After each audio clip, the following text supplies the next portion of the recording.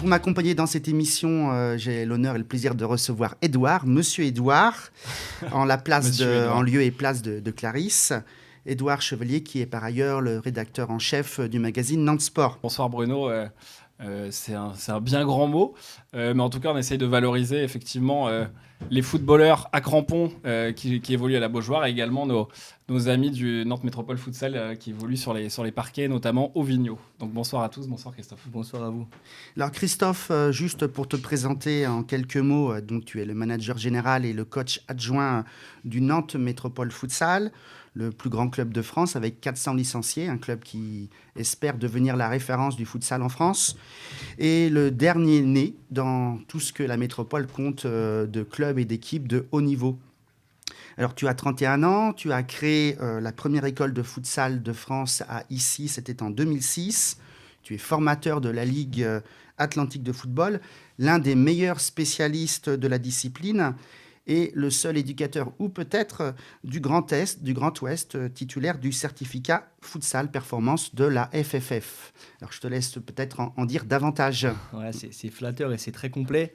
Je vous remercie. Petite rectification sur le certificat futsal performance. Je ne suis plus le seul depuis quelques temps, parce qu'il y a deux collègues qui m'ont rejoint à ce niveau-là d'expertise et qui ont décroché le sésame aussi. Donc voilà, on est 3 sur le Grand Ouest à être titulaire de ce diplôme-là, en complément des collègues étrangers qui, eux, ont des diplômes spécifiques à leur pays. Tu peux nous éclairer un petit peu sur tes missions, justement, au sein du club, depuis cette fusion qui a eu lieu, donc maintenant ça fait 1 an, entre Bella et donc Nanterre, 2 entités vraiment distinctes géographiquement déjà et aussi culturellement dans le panorama nantais.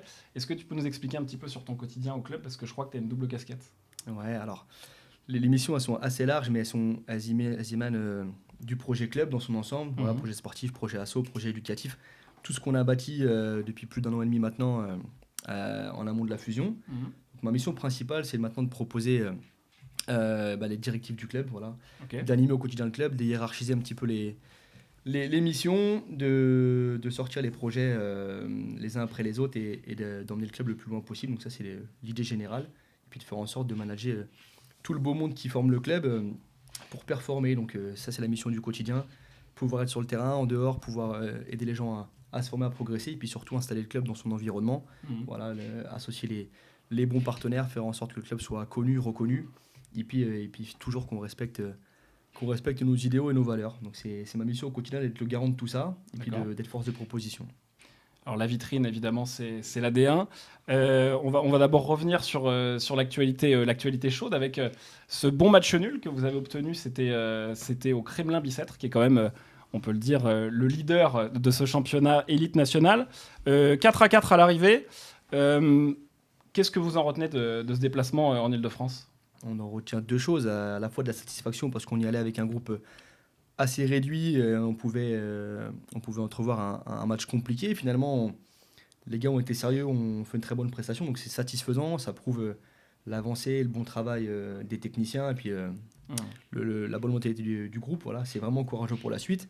D'un autre côté, ça met aussi en lumière tous les regrets qu'on peut avoir sur l'ensemble de l'année. Mais oui, bien sûr. Quand on voit qu'on arrive à faire ce type de résultats chez le leader, et qu'on les reproduit, parce qu'on a battu Garges aussi, on a tenu Toulon en échec chez eux. Donc ça laisse des regrets, parce que le groupe il est très très performant par moment, mais il reste aussi très perfectible à d'autres périodes de la saison. Voilà, et c'est un groupe qui est encore jeune, qui a encore besoin de maturité, encore besoin de progresser, et ça met en lumière toutes nos carences, mais on peut résumer ça avec une marge de progression hyper intéressante et finalement quelque chose de très positif pour la suite. Vous êtes 7e avec 29 points, 7 victoires, 8 nuls et 7 défaites, 2 points derrière Roubaix 6e.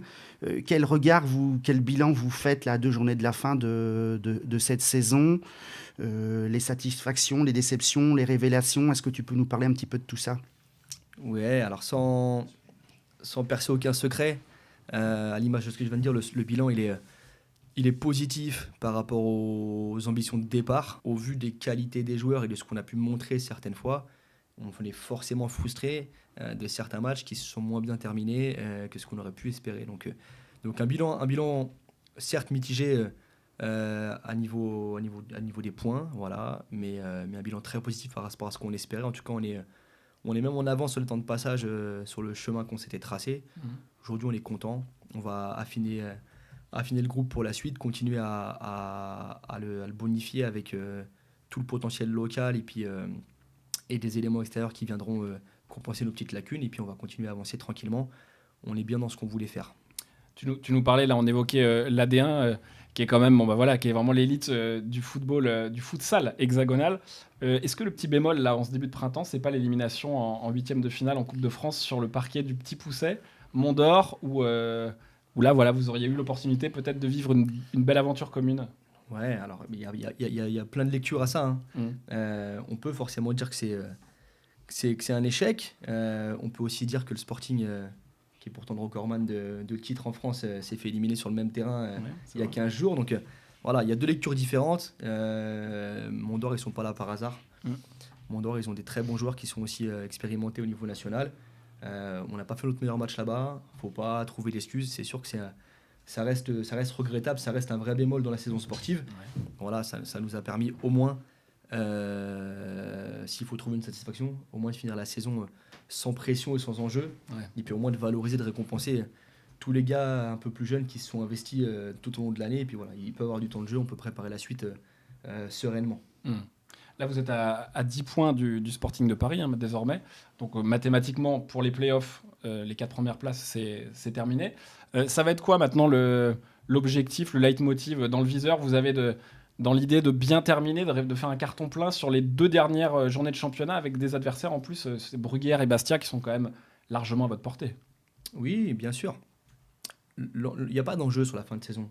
L'enjeu, il est extérieur au terrain, il est de fidéliser les gars, il est de vite les rencontrer, de les installer dans un contexte qui sera sain, qui sera plaisant pour eux. Voilà. Moi, je veux que tout le monde parte en vacances la tête vide et l'esprit libre. Ça, c'est important.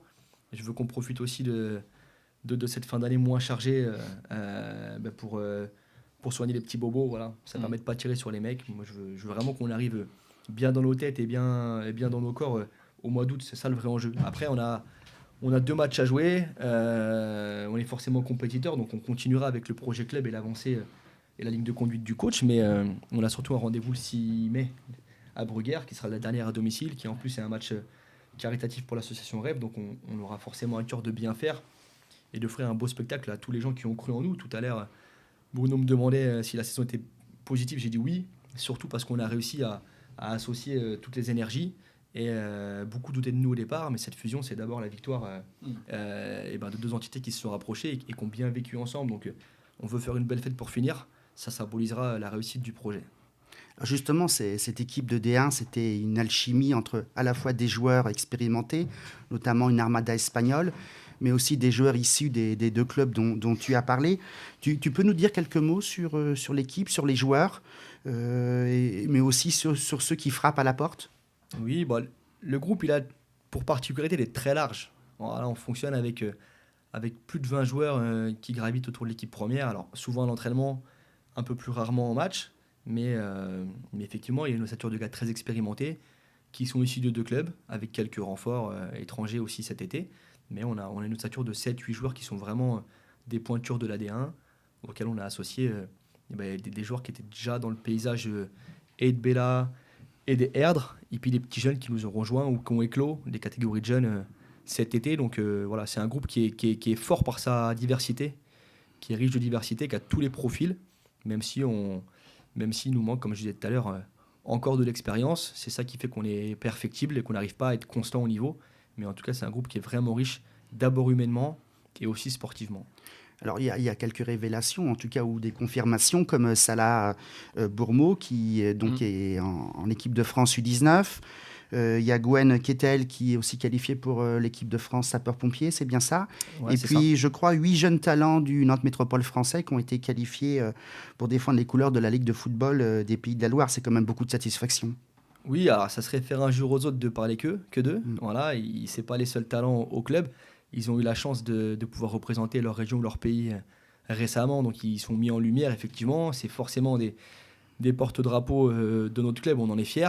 Mais il y a beaucoup de gars, pour en citer que quelques-uns, mais dernièrement, Ben Saber, Musset, Ben Dali.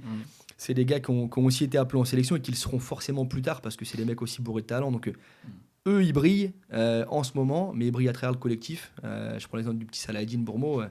Voilà, sans ses copains pour l'aider toute la semaine dans l'entraînement, il ne serait pas à ce niveau-là. Donc, c'est la victoire de tout le monde. Et c'est vrai qu'on est fiers d'avoir ce petit jeune-là, mais aussi d'Amakouche et autres, qui sont appelés par le sélectionneur parce que ça représente vraiment l'investissement de tout le monde. Donc, c'est une vraie satisfaction. Il y a Bruno justement qui soulignait l'armada espagnole. C'est vrai que c'est aussi la spécificité du Nantes Métropole Futsal, qui est incarné d'ailleurs par Fabrice Gacugnol, qui a passé une vingtaine d'années de l'autre côté des Pyrénées. Est-ce que justement son vécu en Espagne, et notamment en Liga et dans les divisions inférieures là-bas, ça rejaillit sur le collectif, notamment tactiquement par exemple? Forcément. Bah, ça reste. Après, on parle de nationalité. C'est sûr que chaque pays a ses styles de jeu, a sa culture, voilà. Mais le futsal, il a avancé. Le futsal, il se nivelle aussi. On regarde le dernier Euro. Et voilà. Et toutes les nations sont revenues quand même avec un écart beaucoup plus inférieur. Donc, effectivement, il a une grosse expérience hispanique, mais il a surtout une grosse expérience tout court. C'est surtout un grand professionnel.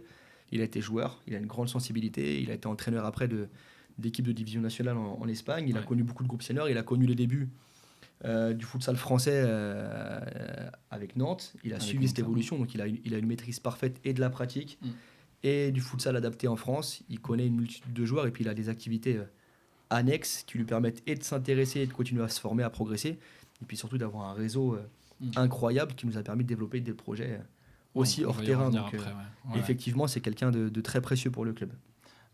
Qu'est-ce qui manque aujourd'hui au Nantes Métropole Futsal pour jouer les tout premiers rôles? Est-ce que dans les 5 ans à venir, on peut tabler, on peut parier sur le fait que les éléphants, parce qu'on vous appelle comme ça, vont réussir à marcher sur la D1 ou un titre, c'est envisageable là, à l'horizon 2022-2023? Tout est envisageable, mais je ne parlerai pas de mes adversaires parce que je ne maîtrise pas ce qu'ils font chez eux. Il y a beaucoup de clubs qui travaillent bien. La D1 va encore prendre une dimension supérieure l'an prochain avec l'arrivée de clubs de D2 qui sont très bien structurés. Donc, on a du mal à envisager ce que vont faire les autres. On sait ce que nous, on veut faire. Quand tu me demandes ce qu'on a besoin de temps voilà, et de patience. C'est tout. La passion, on l'a déjà. Et puis, on arrivera forcément à faire des très bonnes choses. Après, est-ce qu'il y aura bien meilleur que nous? Peut-être, sûrement, je ne sais pas. Mais on sera armé pour rivaliser. C'est sûr, on compte sincèrement, et c'est un objectif clairement affiché, ancrer le club au plus haut niveau de la D1 durablement sur les années à venir. Voilà. Et puis après, l'avancée de la pratique, l'avancée du sport français, etc. On verra comment ça se passe. On verra s'il y a professionnalisation ou pas. On verra on verra de quels outils, de quels moyens humains et matériels on dispose. Et puis on se situera un peu plus à ce moment-là. C'est encore trop tôt pour te répondre, mais forcément que le club il va continuer à avancer. Alors, le NMF, ce n'est pas qu'une équipe qui est en D1, c'est 400 licenciés, plus de 10 équipes, un projet qui n'est pas qu'un projet sportif, et puis un projet surtout qui est devenu concret en très peu de temps, à peu près un an.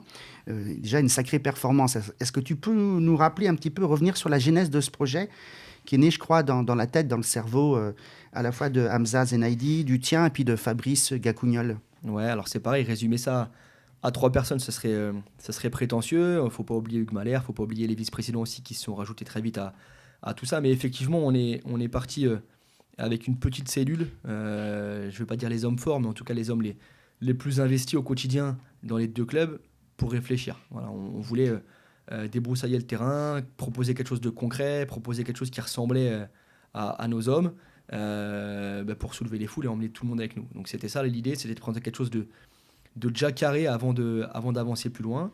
Et puis si tu me demandes pourquoi, c'est le slogan du club, plus fort ensemble. On n'est pas plus fou que les autres. On a beaucoup d'expérience, ça fait 10 ans que tout le monde bosse sur le secteur nantais et dans le futsal. On a une vision sur le monde associatif en général aussi, qui devient compliqué à animer, compliqué à financer. On voit comment notre sport évolue, on avait des ambitions, donc voilà. On savait qu'à un moment de temps, pour continuer à exister, il fallait forcément se réunir et mettre beaucoup plus d'énergie. On n'a pas de pétrole au pied du gymnase, donc voilà, on a au moins beaucoup d'énergie, beaucoup de passion, et puis on a essayé de les mettre en commun parce qu'on avait de la richesse des 2 côtés. On ne se connaissait pas bien, et finalement cette fusion elle a permis de mettre en lumière beaucoup de belles choses qui se faisaient, beaucoup de compétences, et en associant tout ça, même si on a encore beaucoup de travail à faire pour bien vivre ensemble, en associant tout ça, on a vite pu évoluer, donc ça c'est positif. Et les ingrédients justement apportés, est-ce que c'est quoi?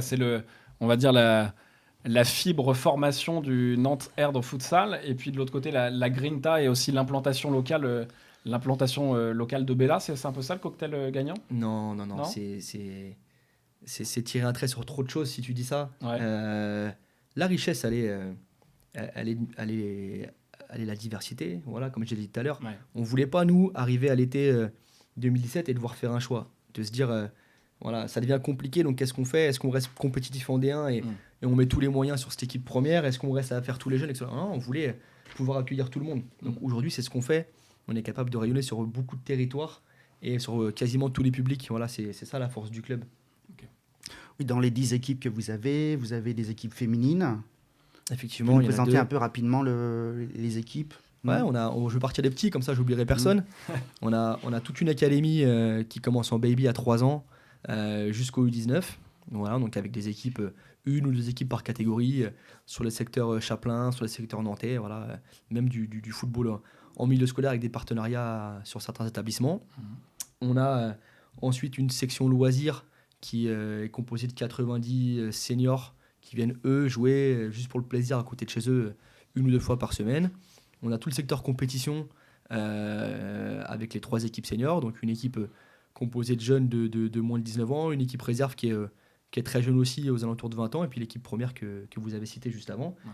Et puis après, on a tout le secteur sport pour tous, qui est souvent oublié, mais qui est essentiel pour la vie du club, qui regroupe entre autres les féminines. Alors il y a 2 groupes, il y a 43 jeunes femmes qui se partagent en 2 groupes, un groupe plutôt compète, qui va jouer sa deuxième finale en 2 ans là, dans 15 jours. Finale nationale? Non, départementale. Départementale. Il n'y a pas encore Ouais, de je compétition. Je vois trop gros. Ouais, bah ouais.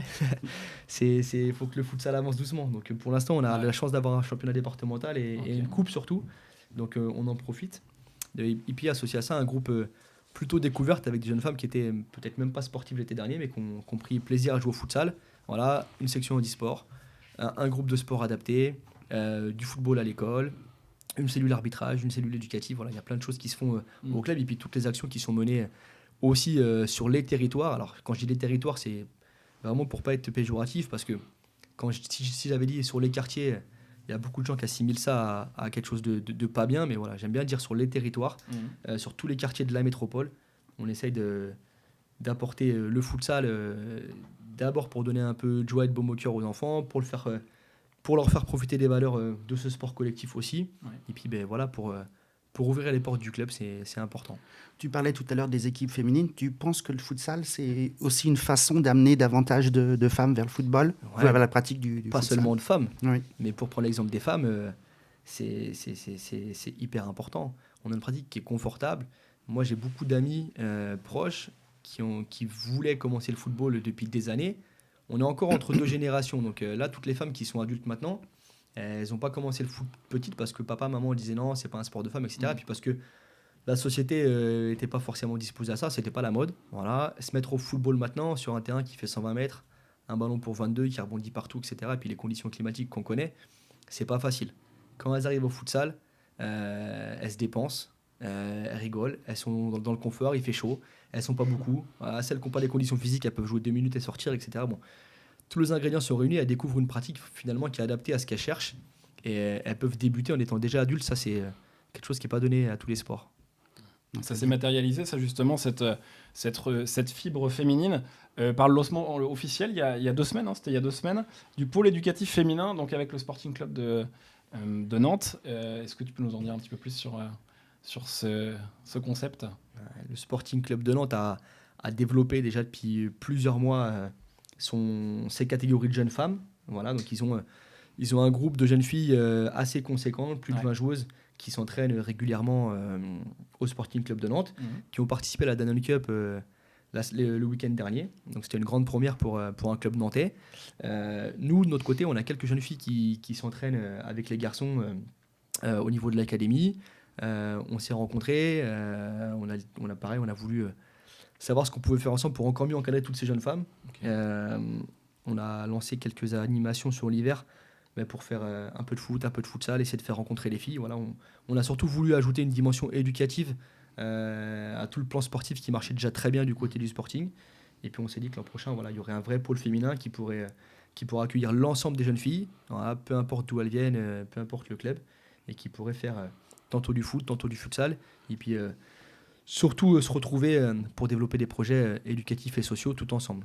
D'ailleurs, on peut saluer au passage Jérémy Adjires et puis Alberto Macomba qui font un travail formidable avec, avec leur académie. Quoi. Alors, avant d'aborder un peu plus en détail la formation, qui fait une partie importante de votre projet, je te propose, Christophe, de regarder une petite vidéo avec quelques images qui ont été captées durant la saison et puis aussi avec le regard de ton coprésident, Hamza, qui va parler un peu de votre tandem, du tandem que vous formez avec Fabrice et puis de la saison. Avec plaisir.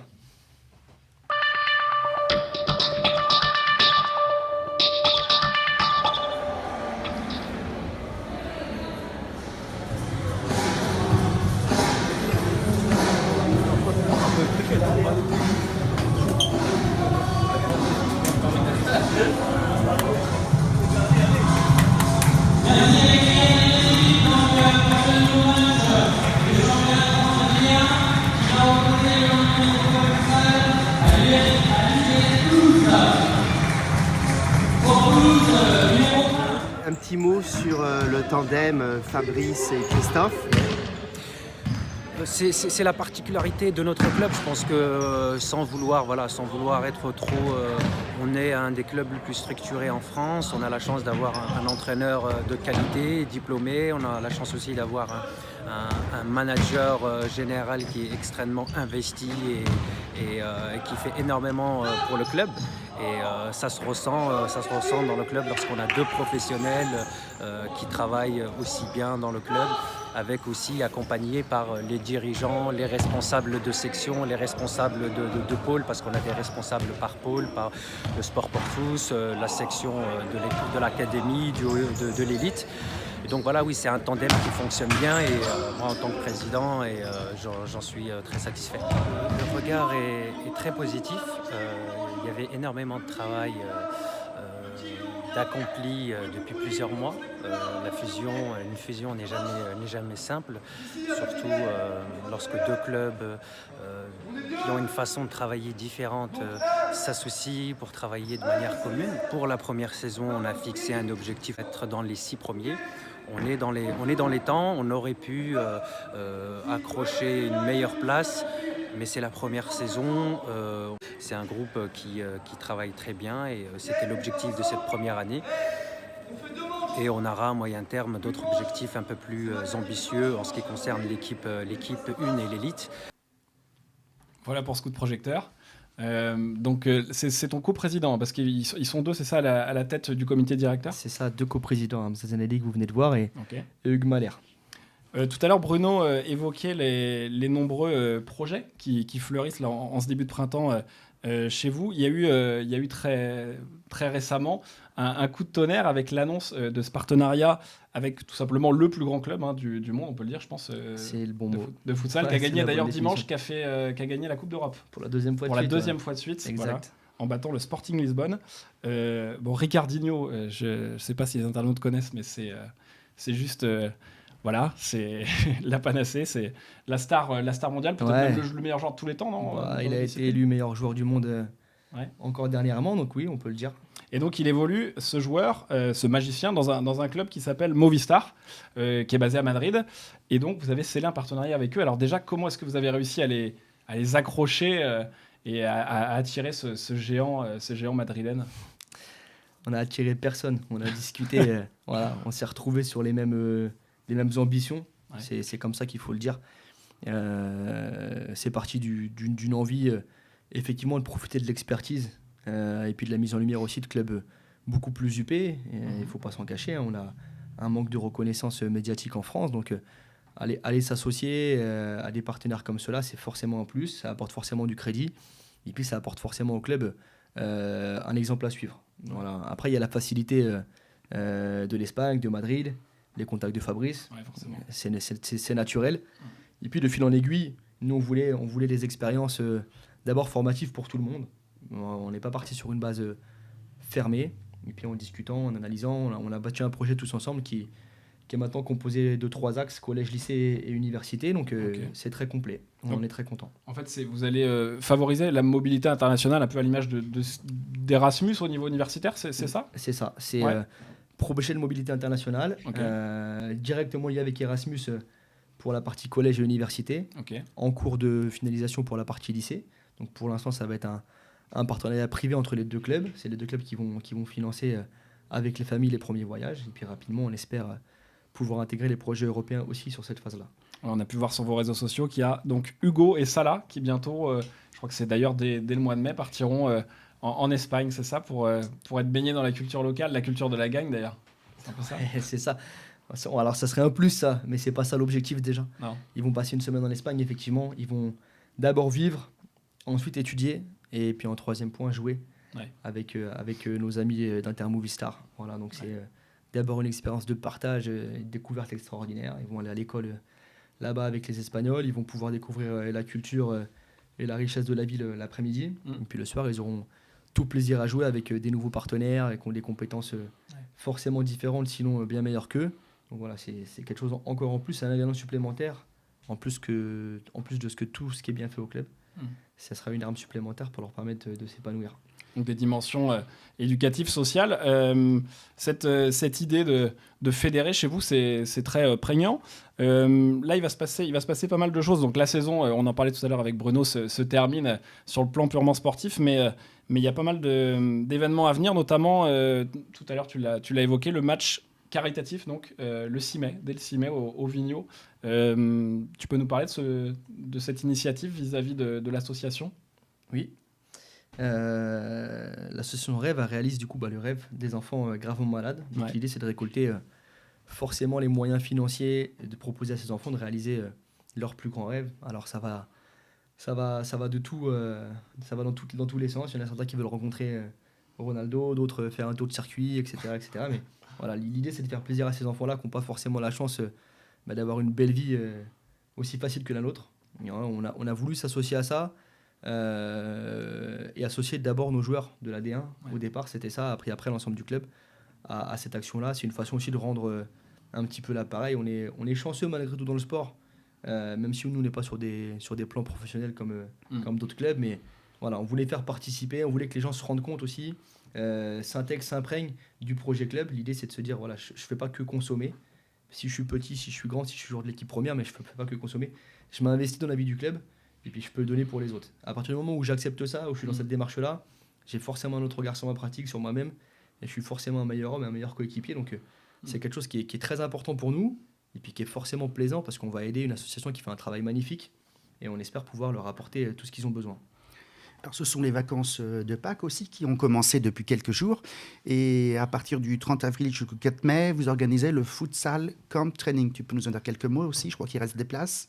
Oui, alors il reste des places, mais je ne suis pas très bon vendeur. C'est des semaines de vacances pour proposer aux enfants soit de venir découvrir la pratique, parce qu'on ne reçoit pas que des futsalers, on reçoit des sportifs lambda, des footballeurs, et puis soit à nos petits passionnés, et de jouer encore un peu plus. Voilà, on profite de ces temps-là pour les rassembler et de proposer des journées ensemble autour du sportif et de l'éducatif. C'est des belles semaines de vacances qui axent à la fois sur la progression et puis aussi sur l'épanouissement de tout le monde.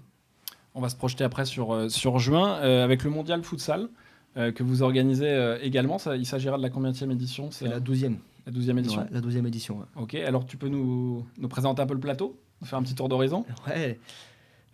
Tour d'horizon précis, je ne pourrais pas vous le donner là parce que l'ensemble des équipes ne sont pas encore finalisées. Mais voilà, l'idée du mondial à la base, c'est de rassembler les équipes de tous les pays pour un beau plateau sportif et culturel sur 2 jours. Ouais, c'est toujours ça. Voilà, il a depuis quelques années pris une dimension féminine. Donc là, pour cette 12e édition, on va accueillir 16 équipes masculines et 16 équipes féminines qui vont s'affronter sur les terrains nantais, Chapelain, le samedi, et puis sur les terrains de Saint-Herblain en Vigno pour les phases finales le dimanche. Enfin, une dernière question, Christophe. Le parcours de Wissam Ben Yedder, là, il peut y avoir un effet positif pour le futsal? Il y en a déjà eu un. C'est la plus belle des pubs qu'on puisse avoir, l'international français. Faut qu'il fasse le mondial. Voilà, s'il fait le mondial, on sera. Bon, en tout cas, je lui souhaite. Après, nous, directement, on ne sera pas impacté. C'est sûr qu'à niveau médiatique, ça peut faire prendre conscience aux gens que le futsal peut apporter beaucoup sur le parcours du footballeur. Donc c'est essentiel. Football, futsal, frères ennemis, frères jumeaux. Ouais, 2 sports différents, mais 2 sports qui ont tout intérêt à fonctionner ensemble, c'est la seule chose qu'il faut retenir. Très bien. Juste, on va quand même préciser à nos internautes que dans le prochain numéro de Nantes Sport, donc ça sera le 22e du nom, on fera un focus sur le poste de gardien, parce que c'est un poste clé, un petit peu comme en handball finalement. C'est un poste aussi spécifique. Et donc, on aura un entretien croisé entre Jérémy Lévesque et Juan Carlos Ordóñez, donc qui alternent dans la cage des éléphants. Voilà, donc à retrouver dès mercredi prochain dans les 150 points de dépôt de Nantes Sport, la 22e édition. Edouard, merci. Christophe aussi. Merci à vous. Et Merci, puis, bonne continuation pour tous les rendez-vous à venir. Bonne fin de saison. Au revoir. Merci, au revoir.